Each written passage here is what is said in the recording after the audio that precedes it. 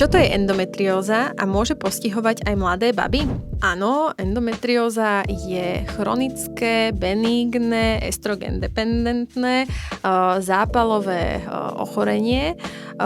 Znamená to, že endometrium, čo je vlastne vnútorná výstelka maternice, sa nenachádza na tom svojom správnom mieste, teda vnútri v dutine maternice, ale nachádza sa niekde inde, najčastejšie teda v malej panve a môže spôsobovať veľmi nepríjemné prejavy. Najčastejšie je to chronická panvová bolesť alebo bolestivá menštruácia, silná menštruácia.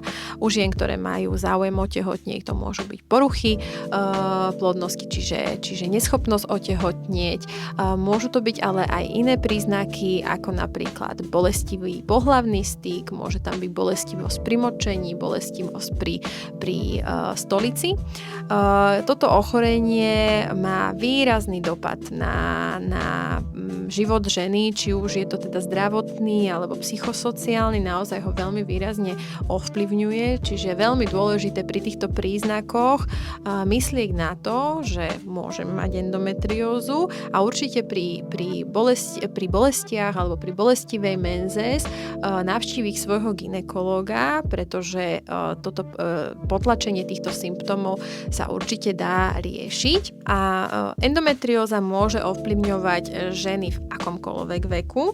Najčastejšie sú to ale ženy v reprodukčnom veku, ale takisto to môžu byť aj mladé dievčatá. Pacientky, ktoré majú endometriózu, určite vyžadujú veľkú pozornosť a musí sa u nich myslieť aj do budúcna na nejaké poruchy plodnosti.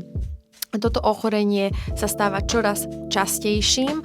Môže to byť spôsobené tým, že pacientky jednoducho častejšie vyhľadajú, chvála Bohu, vyhľadajú pomoc lekára a nechcú napríklad silnú a bolestivú menzes len tak pretrpieť. Takže určite by som odporúčala pri akýchkoľvek symptómoch, ktoré som spomínala, navštíviť svojho gynekologa.